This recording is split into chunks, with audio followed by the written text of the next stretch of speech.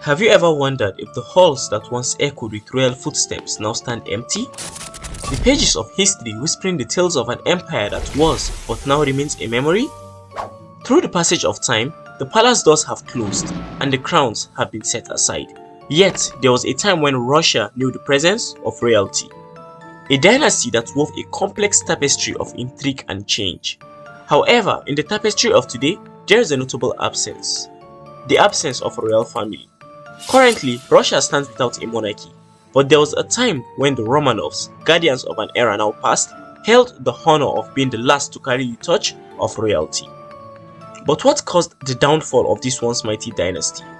How did the Romanovs, who once ruled with power, meet their tragic end?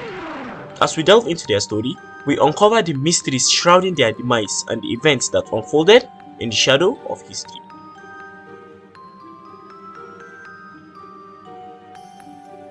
To get a better understanding of the Romanovs' history, I believe it's better we journey back through the annals of time, 16th to 17th century to be specific.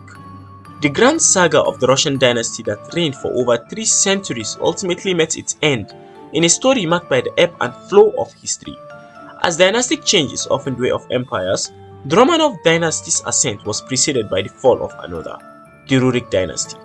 The curtain fell on their rule with the passing of Fyodor I in 1598. In the wake of Fyodor's death, Russia plunged into a tumultuous era lasting 15 long years, known as the Time of Troubles or Shmuta. It was a period characterized by political turmoil, foreign interference, uprisings among the peasantry, and a chaotic scramble for the throne. These trying times threatened to tear the state apart, both socially and economically, pushing it to the brink of destruction. Yet, as history so often unfolds, a glimmer of hope emerged amidst the chaos. The Zemsky Sobor, an assembly of the land, convened in 1613, bringing an end to the time of troubles. It was here that Mikhail Romanov was chosen as the new Tsar, ushering in a new chapter of Russia's history.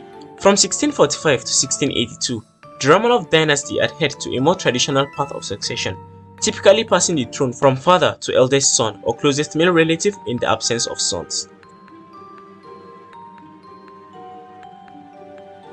The era witnessed the reigns of Alexander II and Alexander III before the throne finally passed to Alexander III's son, Nicholas II, in 1894. Emperor Alexander II, who assumed the throne in 1855, recognized the pressing need for change in a Russia shackled by an outdated political system and economy. His most momentous decision came in 1861 with the emancipation of serfs, a landmark move to modernize the empire. Yet, some believed his reforms were not swift or extensive enough, leading to the first of several assassination attempts on his life in 1866. In response, Alexander II shifted towards a more conservative rule, further fueling discontent and subsequent assassination attempts. By 1881, Alexander II realized the necessity of reform and signed a bill granting the people a parliamentary voice, a crucial step towards a constitution in his eyes. Tragically, just 2 hours after his historic act, he fell victim to assassination by radical reformists. His son Alexander III succeeded him as Tsar and promptly reversed the reform bill, ushering in a period of strict authoritarian governance. Alexander III, the son of Alexander II, hadn't anticipated becoming emperor at such a young age. His father, Alexander II, had been grooming him for the role his entire life. Alexander III began by undoing many of his father's more liberal policies, adopting a more rigid stance. Notably, he refrained from involving Russia in major international conflicts and worked diligently to modernize the national economy, elevating Russia's influence on the global stage. However, in 1894, tragedy struck when Alexander III, at just 49 years old, fell seriously ill and passed away. Rumors of poisoning swirled, although a 2018 autopsy confirmed kidney failure as the official cause of death. This sudden demise left Nicholas, then only 26 years old, entirely unprepared to assume the throne. The final ruler of the Romanov dynasty, Nicholas II, experienced a turbulent reign marked by a series of unfortunate events. His leadership was marred by poor decisions and a growing unpopularity among the Russian people. This period of turmoil ultimately led to his abdication. Nicholas's reign officially began in 1894 following the death of his father, but his much anticipated coronation didn't take place until 1896. This coronation was intended to be a grand spectacle, one of the most elaborate in Russian history. However, it turned into a tragic disaster. Following the ceremony, Nicholas and his entourage embarked on a traditional procession through the city, where they were expected to distribute gifts to the gathered well-wishers. Tragically, a rumor spread through the crowd that there weren't enough gifts to go around, causing people to push forward anxiously. This rush escalated into a stampede, resulting in the death of 1,389 people and injuries to as many as 20,000. It was a catastrophic start to Nicholas's reign, far from the joyful beginning anyone had hoped for. In 1904, Nicholas made the ill-fated decision to go to war with Japan in an attempt to expand the Russian Empire. This conflict, known as the Russo-Japanese War, ended in defeat for Russia, further damaging Nicholas's reputation as a capable leader. The Russo-Japanese War had far-reaching consequences, not only in terms of territorial losses, but also for the Russian Empire's stability. The defeat shook public confidence in Nicholas's leadership and raised questions about the empire's military capabilities. Throughout his reign, Nicholas and his wife Alexandra welcomed 4 children into their family, all of whom were girls. This posed a significant concern for Nicholas, as it left him worried about the lack of a male heir to the throne, adding to the challenges he faced as a ruler. The birth of his son Alexei in 1904 appeared to be a blessing for Nicholas II and Empress Alexandra, offering hope for an heir to the throne. However, their joy soon turned to despair as it became evident that Alexei suffered from hemophilia, often referred to as the royal disease. This condition meant that Alexei's blood couldn't clot properly, making even minor injuries potentially life-threatening. Empress Alexandra had carried the genetic defect that led to hemophilia, a concern raised by her father-in-law Alexander III before their marriage. Initially, Alexei seemed healthy and normal, but the symptoms of hemophilia began to manifest just a few months after his birth. The pain and suffering he endured were described by one of the family's servants as endless torture. The following year, in 1905, the Russian people's discontent reached a breaking point. They held a protest in St. Petersburg, demanding the political reform and better living conditions. Tragically, the protest turned violent when the police fired shots into the peaceful crowd, resulting in the deaths of more than 100 people and injuries to hundreds more. This brutal event became known as Bloody Sunday and served as a catalyst for the revolution of 1905, which further destabilized Nicholas's rule. The repercussions of Bloody Sunday was profound. It fueled revolutionary sentiments and added momentum to calls for political change. Nicholas's government struggled to regain control, and this event marked a turning point in his reign. The family turned to religion for solace and hope, seeking divine intervention to ease Alexei's suffering. However, this vulnerability opened the door to one of history's most infamous manipulators, Grigory Rasputin. Rasputin gained prominence when he appeared to heal Alexei during a severe health crisis, convincing the emperor and empress that he possessed holy powers. In reality, modern physicians believe Rasputin may have merely been fortunate. He prevented doctors from administering aspirin, which is known to worsen the symptoms of hemophilia, further deepening the mystery surrounding his influence over the royal family. As the stage of World War I unfolded, Nicholas II, the Emperor of Russia, assumed personal command of the Russian army. Driven by a series of military setbacks, his decisions as commander-in-chief combined with Russia's mounting challenges, including severe shortages of supplies and munitions, caused immense strain on the nation's resources and led to the loss of millions of lives. Soldiers on the front lines, lacking essential equipment, began deserting the military, while civilians back home faced dire food shortages. To make matters worse, women had to take up work outside their homes as men went off to fight, but their wages were vastly inferior to those of their male counterparts. This dire situation earned Nicholas II the grim moniker Nicholas the Bloody, reflecting the profound discontent among his people. His leadership style was marked by chronic indecision, and a popular joke circulated the country, suggesting that the most powerful individual in Russia were the Tsar and whoever had last spoken to him. Despite his public image, Nicholas II was deeply devoted to his family, and he shared a loving relationship with his wife Alexandra, who held a more commanding and imposing personality compared to her husband. And the granddaughter of Britain's Queen Victoria faced her own challenges in terms of acceptance by the Russian populace. Many viewed her as an outsider, contributing to her heightened sensitivity, control, and paranoia. Meanwhile, Grigory Rasputin's influence within the Russian court expanded rapidly, During Nicholas's absence as he took command of the military, following a string of military failures, Rasputin began exerting a perilous sway over Empress Alexandra. Both Rasputin and the Romanovs were readily blamed for the nation's numerous problems, including worsening military decisions made by Nicholas. This tumultuous environment set the stage for revolution, and even Rasputin's brutal murder in 1916 and subsequent effort to eliminate his influence came too late to forestall the impending upheaval. In the tumultuous year of 1917, Nicholas, realizing the escalating revolutionary fervor and its potential impact on the military, decided to abdicate as Tsar. His generals and advisors convinced him that if he didn't step down, mass mutinies among the troops were inevitable. He believed that his abdication would secure the safety of his family and potentially their exile. Thus, Nicholas relinquished his role as Tsar and designated his brother Grand Duke Michael as the new Tsar.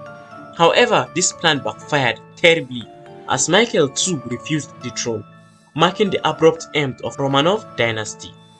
During this turbulent period, the Romanovs looked to their extended family for help. Nicholas was the first cousin of King George V of England, and the two shared an uncanny resemblance and a close friendship. Alexander too was King George's first cousin. Additionally, Nicholas was the third cousin of King Wilhelm of Germany. Desperate for assistance, Nicholas and Alexandra reached out to their family members for refuge, hoping for a safe haven amid the chaos of World War I, a time when monarchies were deeply unpopular. However, both King George V and Kaiser Wilhelm, fearing the political consequence of harboring the Romanovs in such a tumultuous era, decided to prioritize their own positions in society over the lives of their relatives. This bitter and cynical decision continues to haunt the surviving members of the extended Romanov family. As the revolution intensified and with no familial aid forthcoming, Nicholas and Alexandra found themselves increasingly isolated and vulnerable. Their once mighty empire had crumbled, leading to the harrowing events that would ultimately seal their tragic fates.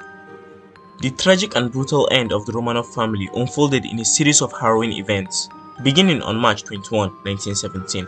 The day before Nicholas was due to reunite with his family, Alexander received shocking news. They were under arrest within the palace. Their children and other household members were with them, and concerns for their safety grew over time. In August, the head of the provisional government decided to move the family to Tobolsk in Siberia, where they resided in the former governor's house. Remarkably, they were allowed to bring many comforts and nearly 40 companions and servants along. However, another revolution, the October Revolution, loomed, and Vladimir Lenin, the newly appointed leader of the Soviet government, planned to put Nicholas on trial. In April 1918, an official arrived in Tobolsk tasked with bringing Nicholas to Moscow for the trial. Bolsheviks in Yekaterinburg demanded the Tsar's presence there, and the official, acting on Kremlin instructions, took the family to Yekaterinburg in Ural Mountains, handing them over to the Bolsheviks. Upon arrival, they were placed in the Impachev house, known as the House of Special Purpose, enclosed by a wooden wall that concealed them from the outside world. Meanwhile, the other children remained in Tobolsk, uncertain of their fate until the letter followed in May. On July 17, 1918, the situation took a horrific turn. Learning of the approach of the White Army, a military force loyal to the Tsar, the Bolsheviks hurriedly removed the Romanov family from their sleep. They gathered in the cellar of their fortified prison, provided with only 2 chairs, one for the ailing Alexandra and another for the dethroned heir Alexei. A group of heavily armed men led by Yakov Yurovsky, the commandant of the House Special Purpose, entered the room along with Yurovsky himself. He read a death sentence to the family before ordering his men to execute them. The execution was chaotic, with each man assigned to target a specific family member. But many hesitated to shoot the girls. The firing squad aim was erratic, filling the room with smoke and screams.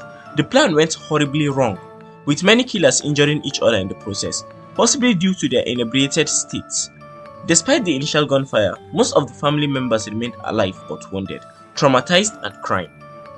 Unbeknownst to the executioners, the Romanovs had inadvertently fashioned near-bulletproof vests for themselves. They had concealed valuable jewels in their clothing, causing more bullets to deflect. To ensure the family's demise, the men began stabbing them with bayonets or attempting headshots. The brutal attack lasted for an agonizing 20 minutes. When it was over, the family lay battered but not completely lifeless. They were then dragged to the woods. Here the chaos continued. 2 of the girls were still alive, coughing and choking. They had to be stabbed again. The Bolsheviks intended to execute the entire family simultaneously. burning their bodies and burying them nearby to conceal the truth from the world. However, their attempts were disastrous. The bodies were initially loaded into a truck that broke down. The Bolsheviks subsequently dragged the bodies to the wood, stripped Romanovs naked, and burnt their clothes. They were left down a mine shaft, which turned out to be too shallow. Yurovsky was in a state of panic, striving to erase all evidence of the assassination, as he was under strict orders to ensure that the world never discovered what had happened. Over the course of 3 days and nights, he resorted to various gruesome methods, including beating the bodies with rifles, dousing them in sulfuric acid, burning them in gasoline, and finally burying whatever remained in 2 separate graves. The intention was to obscure the truth from any potential discoverers, in an attempt to control public perception of the revolution and prevent public outrage over the brutal murder of the royal children. The Bolsheviks initially claimed to have killed only Nicholas, sparking speculation about potential royal survivors. Over time, numerous individuals emerged claiming to be Alexei or Anastasia, while others asserted their rights to the Romanov fortune held in Swiss francs. Most famously, a woman known as Anna Anderson claimed to be Princess Anastasia, perpetuating the mystery and tragedy that surrounded Romanov's demise. The discovery of the remains of the Romanov family took place in 1979, but remained a closely guarded secret until the Soviet Union collapsed in 1991. At that point, the bodies were finally exhumed from examination. By the 1990s, genetic tests were conducted, comparing Anna Anderson's DNA with the remains of the royal family. Definitely established that there was no biological connection between Anderson and the Romanovs. Instead, the DNA evidence confirmed that Anderson was in fact Franziska. This compelling scientific evidence solidified the tragic fate of Anastasia, confirming her death alongside her family in 1918. Nicholas II, Alexandra Fyodorova, and 3 of their 5 children, Grand Duchess Tatiana, Olga, and Anastasia, were laid to rest in the tombs at the Cathedral of St. Peter and Paul in St. Petersburg, Russia. Prior to their burial, their bodies underwent rigorous DNA testing to authenticate their identities. However, it wasn't until July 17, 1998 that their interment took place. This ceremony was intended to be symbolic and significant, representing Russia's attempt to reconcile with its tumultuous past. The Peter and Paul Cathedral, situated within the Peter and Paul Fortress, serves as the final resting place for nearly all of Russia's royals since Peter the Great. These tombs also function as exhibits within the Museum of the History of St. Petersburg. Nevertheless, controversy surrounds the partial remains of the 2 missing Romanov children, Maria and Alexei, discovered in unmarked graves by archaeologists in 2007. These remains have not yet been allowed to rest with their family in the cathedral.